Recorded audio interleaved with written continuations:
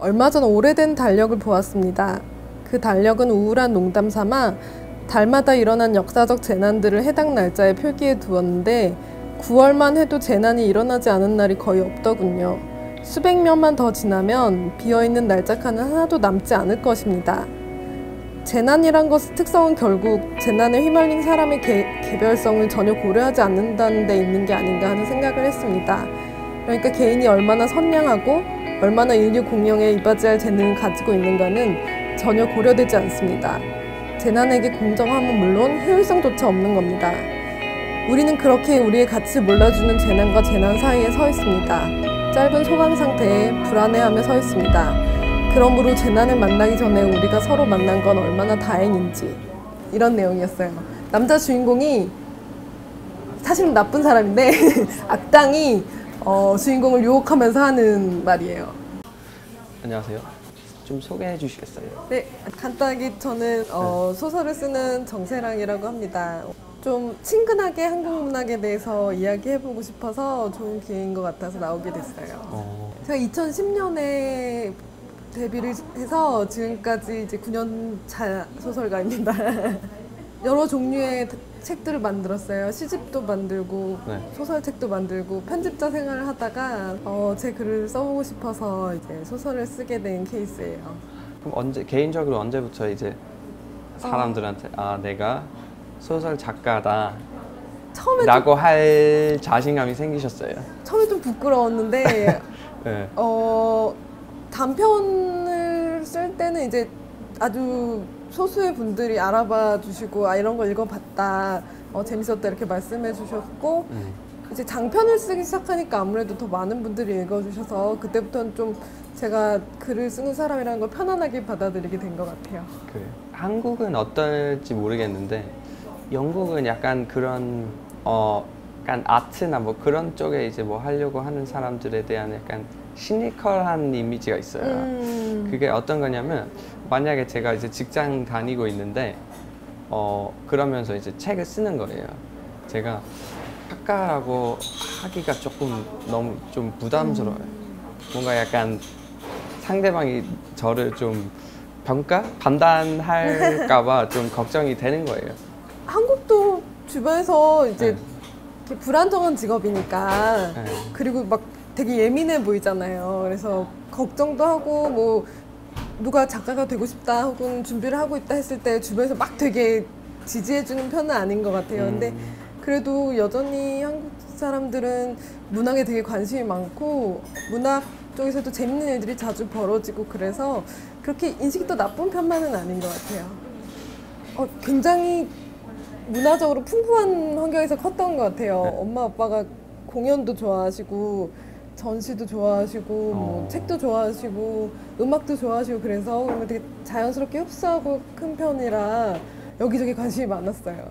그쵸. 역시 어떤 분위기, 어떤 환경에서 이제 자라는지에 따라서 그쵸. 어떤 관심이 생기는지 좀 달라지는 것 같아요. 달라지죠. 저 같은 경우는 초등학교 다닐 때 자기 집에 TV 없는 사람 저밖에 없었거든요. 그래서 그것 때문에 너무 좀 부끄러워하고 오히려 집에 TV 없어서 막 나가서 스포츠하고 어머니 아버지가 이제 책 읽으라고 이제 시킨 거예요. 저는 약간 전쟁에 대한 그런 것도 너무 좋아하고 제가 아버지가 되게 좀 특이하신 스타일인 것 같아요. 약간 새 것보다는 되게 오래된 것 되게 좀 좋아하고 그리고 좋아한다기보다는 약간 그런 거를 되게 좀 존경하시는 것 같아요. 그렇기 때문에 그때 알리스타 맥클린이라고 해가지고 전쟁에 대해서 약간 뭐 스파이라든지 그때 이제 아버지가 어렸을 때 이제 읽었던 책을 저한테 다 이제 주신 거예요. 좋네요. 그래서 너무 좋았고 처음에는 이제 아버지랑 같이 읽다가 제가 이제 읽었죠.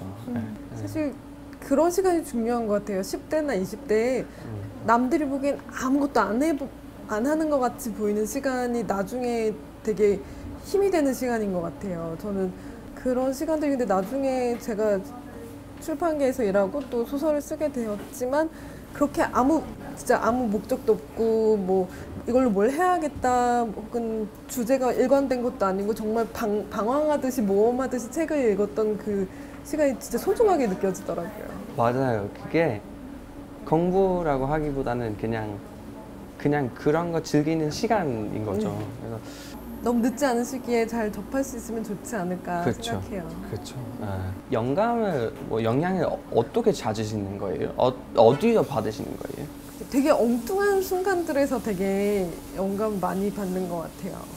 되게 떨어져 있을 것 같지 않은 물건이 바닥에 떨어져 있는 걸 본다던가 네. 버스를 반대로 탔다던가 아니면 갑자기 몇 년 만에 누군가에게서 연락이 왔다던가 그래서 일상에 조금 이렇게 균열이 생기는 순간 그런 것들을 포착해서 이야기 속에 녹여내는 걸 좋아하는 것 같아요. 그래요? 어떤 재밌었던 농담과 어떤 장면과 어떤 날씨 이런 게 한꺼번에 합쳐지는 순간이 있는데 그럼 이제 이야기가 될 준비가 됐구나 하고 이제 쓰기 시작하는 거죠. 메모들에서 저는 출발하는 것 같아요. 저 같은 경우는 이제 제가 말씀드렸던 대로 한국에 2012년 그때 왔을 때 근데 그때 막 친구가 그렇게 많이 있진 않고 그래서 뭔가 조금 외롭게 느꼈어요 그때. 아무래도 막 그때 한국어 좀 못하고 그래서 그때 맨날 그냥 커피숍에 나가가지고 거기서 소설이라고 할 수 있는지 모르겠는데 좀 써봤어요. 근데 그때는 저 치고는 좀 많이 썼어요. 사실은 한 100페이지 정도 썼는데 인트로 넘어가지도 못했어요. 그때 이제 뭔가 나오는 내용이 너무 많아서 제가 이제 글 써보는데 뭔가 스토리가 흐름이 좀 되게 이상해지는 거죠. 옛날에 쓴 일기 그냥 흘러나온 대로 쓴 것들도 버리지 마시고 혹시 나중에 또 글을 쓰고 싶으시면 펼쳐보면 왜냐면 그 나이 그때 그 기분으로만 쓸 수 있었던 것들이 있잖아요. 그래서 그런 그쵸. 네, 그쵸. 그쵸. 25살에 쓴 글은 25살밖에 쓸 수 없었던 글이고 맞아요. 27살은 또 다르고 29살 다르고 계속 달라지기 때문에 버리지 말고 잘 간직해 두시는 게 좋을 것 같아요. 해외 문학을 읽을 때도 충분히 즐거울 수 있지만 이제 또 모국어 문학만의 즐거움이 저는 있는 것 같아요. 공유하는 기억이 많기 때문에 텍스트 주변에 생기는 공기 같은 게 있다고 저는 생각하는 거예요. 어떤 여주인공이 떡볶이를 먹어요. 이건 한국 사람이 아니면 떡볶이에 대해서 이제 상상을 해야 되잖아요. 이게 어떤 음식인가, 떡볶이 가게는 어떻게 생겼나. 그리고 뭔지 알아도 어떤 느낌으로 어떤 분위기에서 먹는지 좀 잘 캐치하기가 조금 어려울 수도 있죠. 상상이 되게 많이 필요한데 되게 즉각적으로 직관적으로 우리가 전달할 수 있는 것들이 이제 훨씬 많이 생기는 거죠. 제가 만약에 영국 소설을 읽으면 전 되게 열심히 상상하겠죠.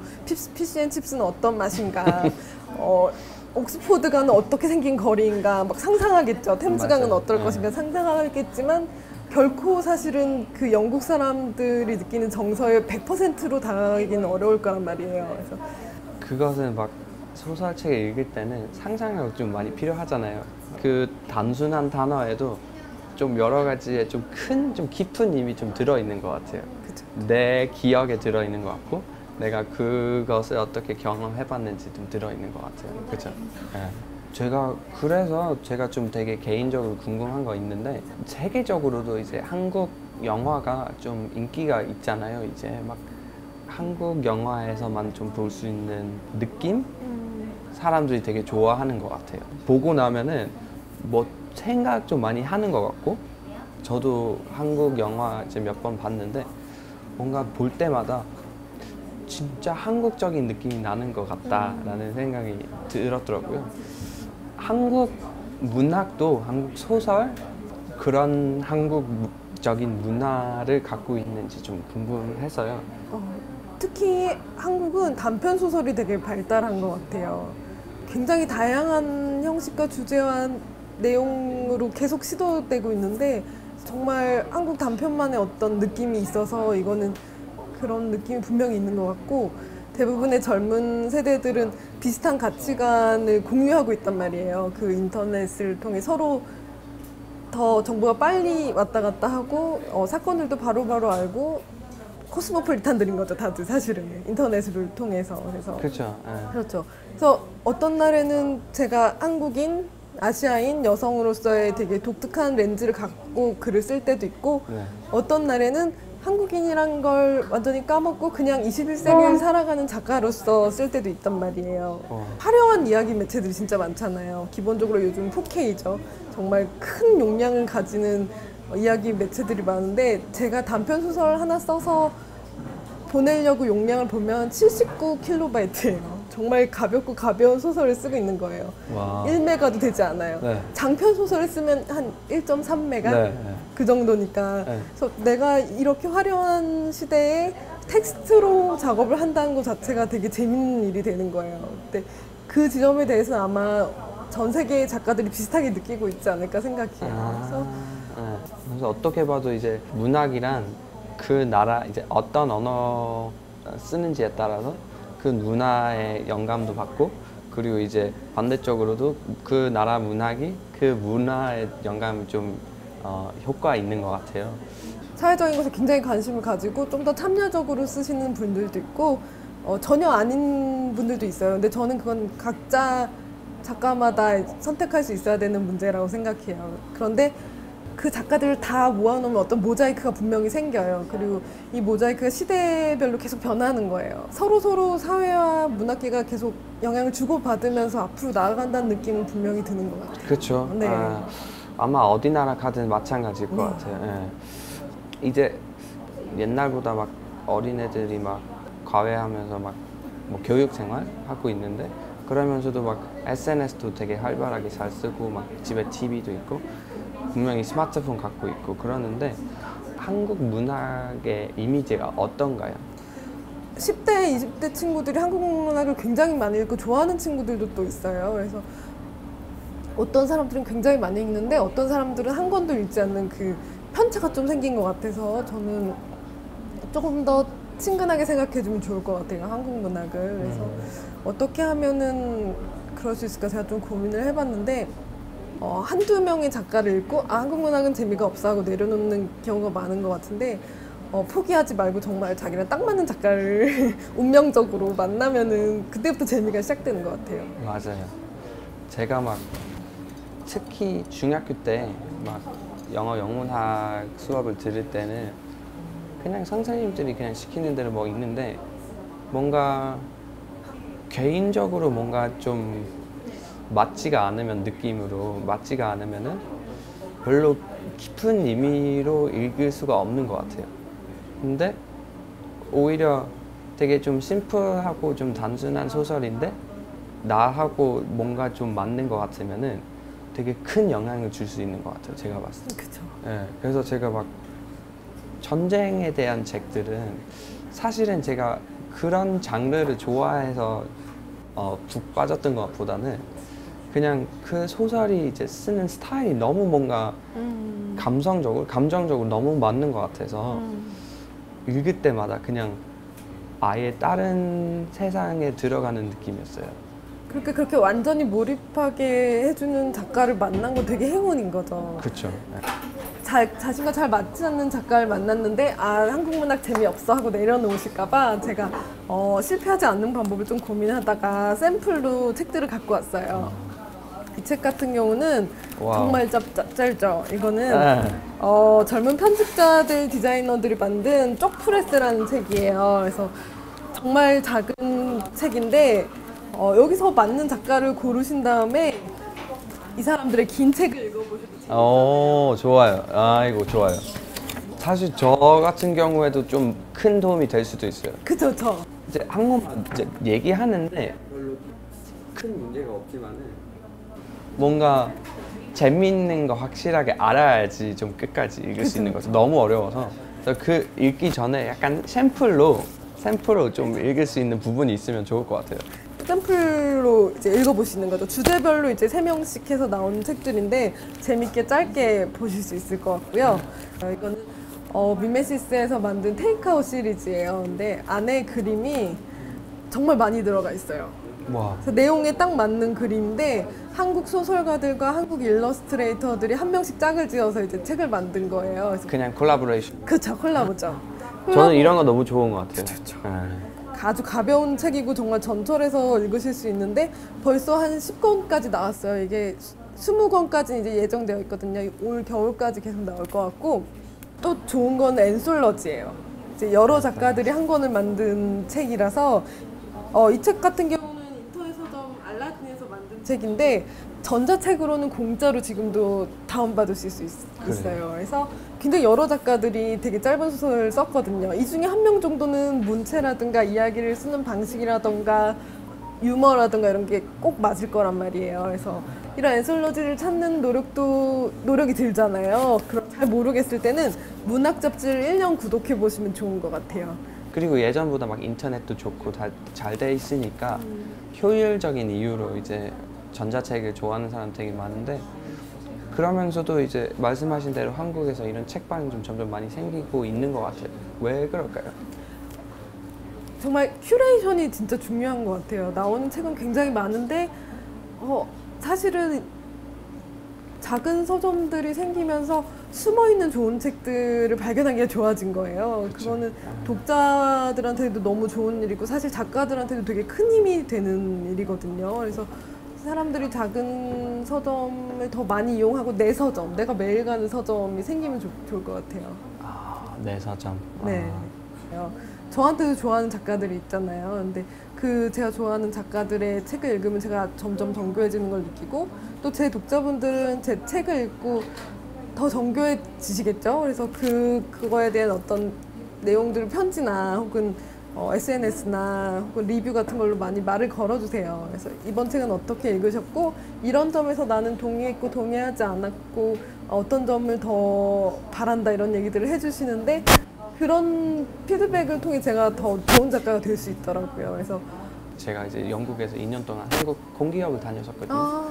그래서 이제 한국 회사 생활, 직장인 생활이 이제 어떤 건지 좀 어느 정도 캐치 좀 한 것 같고, 그리고 지금 하는 거는 회사가 아니고 그냥 저 조회라고 그냥 개인으로 하고 있는 거죠. 그래서 생활이 완전 달라졌어요. 완전 달라졌고 완전 반대인 것 같아요. 한국에서 활동하고 계신 작가님으로서 생활이 어떠신지, 이제 어떤 일을 하시는지 그런 것 좀 얘기해 주세요. 어떤 작가님들은 밤을 새서 이제 쓰시는데 저는 그렇지 않고 정말 9시부터 6시까지만 딱 글을 써요.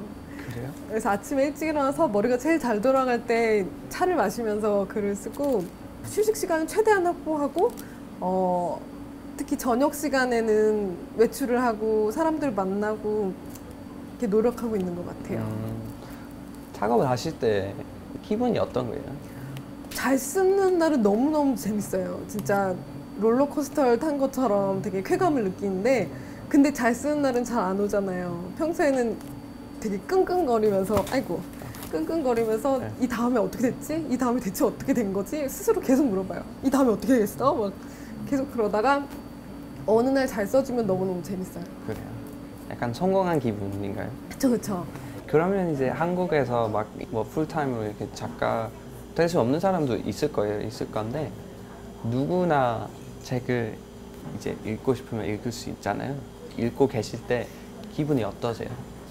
제 손을 떠나면은 이제 살아있는 생물처럼 독자들이 완전히 다르게 해석할 때도 있고 더 잘 이해하시는 경우도 있어요. 저는 사실 뭔지 모르고 썼는데 독자분들이 더 정확하게 이해하는 순간도 분명히 생기더라고요. 그래서 와. 그랬을 때 기쁨이 가장 크고, 또 시간이 지나면 해석되는 방식도 완전히 바뀌거든요. 아예 다른 내용이 될 수 있더라고요. 그런 게 와. 재밌고, 그래서 꼭 제 소설이 아니더라도 그렇게 정말 호흡을 같이 하는 그런 관계? 계속 상호작용을 하는 그런 작가를 한 명 꼭 찾으시면 좋을 것 같아요. 맞아요.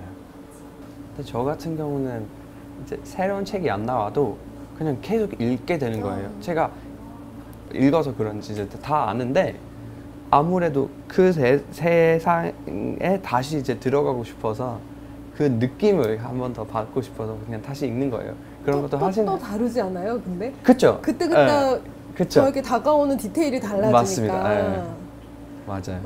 저도 좀 이제 여러 가지 다양한 경험을 이제 해봤으니까 제가 읽는 눈도 조금씩 이렇게 달라지는 것 같아요. 다른 인물한테 마음이 더 끌리기도 하고, 그죠? 주인공을 맞아요. 원래 좋아했었는데 나중에 몇 년 후에 읽어보면 조연한테 더 마음이 끌리기도 하고 그렇잖아요. 맞습니다. 네. 좋은 것 같아요. 책을 정말.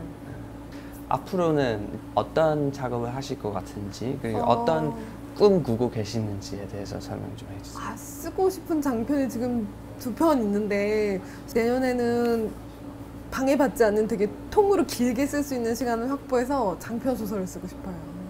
사촌 자매 형제들의 얘기를 쓰고 싶어서 지금 몇 년째 구상해온 게 있어서 그 얘기를 꼭 쓰고 싶어요. 이해하고 있다는 느낌을 항상 드리고 싶은 것 같아요. 네. 어떻게 살아가고 계신지 아주 가까이에서 이해하고 있다. 근데 이해받고 싶은 느낌이 누구나 있잖아요. 근데 그 느낌들을 함께 가지고 계속 걸어가자고, 계속 걸어가서 더 정교한 방향으로 나아가자고 이제 늘 전달하고 싶은 것 같아요. 책도 잘 쓰시는데 말씀도 되게 잘 하시는 것 같습니다. 감사합니다. 너무 감사합니다. 감사합니다. 반가웠습니다. 반갑습니다.